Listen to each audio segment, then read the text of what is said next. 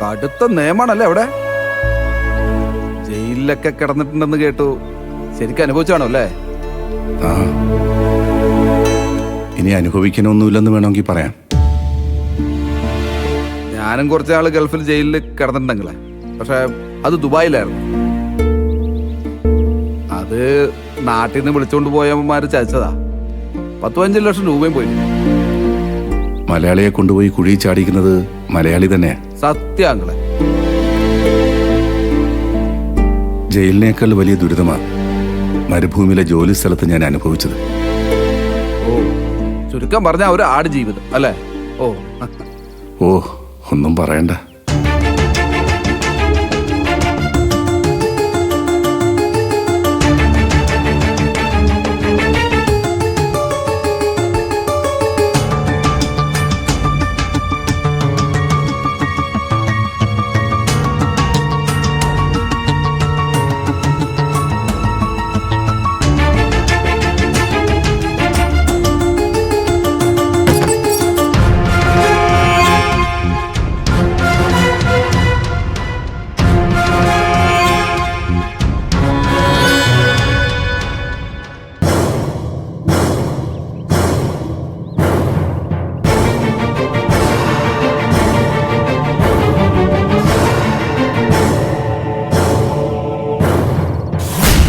വിനയ, ആ ആന്റി, നീ വന്നിട്ട് കുറെ നേരം ആയോ?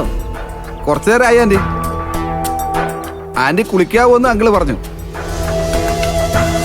പിന്നെ ആന്റി വരുന്നത് വരെ അങ്കിളുമായിട്ട് കുറച്ച് ഗൾഫ് കാര്യങ്ങൾ പറഞ്ഞിരിക്കാന്ന് വിചാരിച്ചു. ഓ, ഗൾഫ് കാര്യം പോലും കേട്ട് തുടങ്ങിയപ്പോഴല്ലേ അതിന്റെ ഭീകരത മനസ്സിലാവുന്നത്. ഓ, അതൊക്കെ വെച്ച് നോക്കുമ്പോ ഞാൻ ദുബായ് ജയിലിൽ കിടന്നതൊക്കെ നിസ്സാരം. ഭാഗ്യം കൊണ്ട് മാത്രം ആന്റി ഈ മനുഷ്യനെ അവിടുന്ന് രക്ഷപ്പെട്ട് വന്നത്. ആരുടെ ഭാഗ്യം കൊണ്ടാ? ആ, അല്ല, ആരുടെ? ഇവരുടെ അല്ല. നീങ്ങു വന്നേ. ആ, ഞാൻ നീങ്ങു വാ. അങ്ങളെ വരാട്ടോ.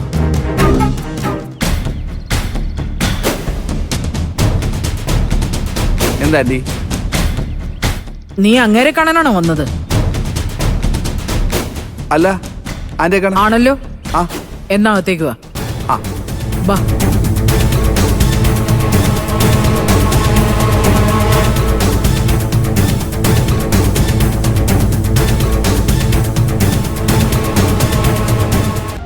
ഇരിക്കേ.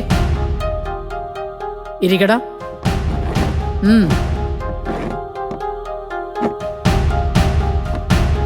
അതെ, നിന്നോട് ആരാ പറഞ്ഞത് ആ മനുഷ്യനെ ഈ വീട്ടിൽ അംഗീകരിച്ചെന്ന്?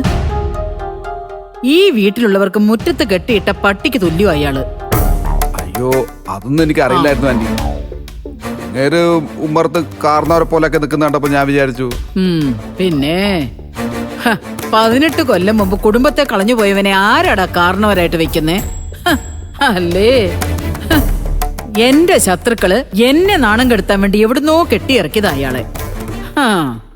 അല്ല, അതിപ്പോ ഈ ശത്രുക്കൾ എന്ന് പറയുമ്പോ ആന്റിക്ക് ഇഷ്ടമില്ലാത്ത ഒരാളെ ആന്റിയുടെ വീട്ടിലെത്തിക്കണമെങ്കിൽ അത് കുടുംബത്തെ തന്നെയുള്ള ആരെങ്കിലും ഒക്കെ ആയിരിക്കണമല്ലോ. അതെ, അതെല്ലോ. ബന്ധുവേഷം കെട്ടിയ കുറെ ശത്രുക്കൾ എനിക്കുണ്ടല്ലോ. അനന്തം മാഷും മോളും.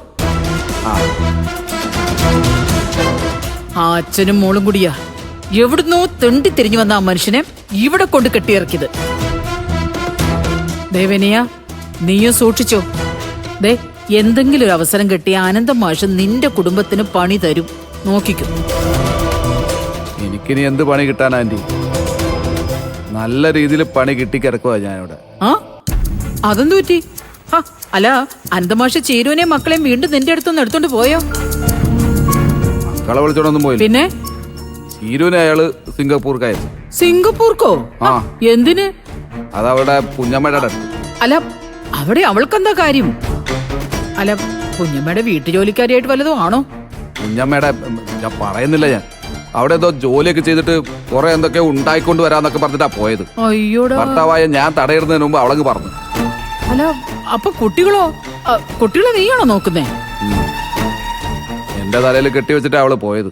ആ, അയ്യോ. പക്ഷെ ഇളയ മോൻ അവനെ എനിക്ക് വേണം. അവനെ ഞാൻ ആർക്കും വിട്ടുകൊടുക്കില്ല. ആഹാ വിട്ടുകൊടുക്കരുത്. ആ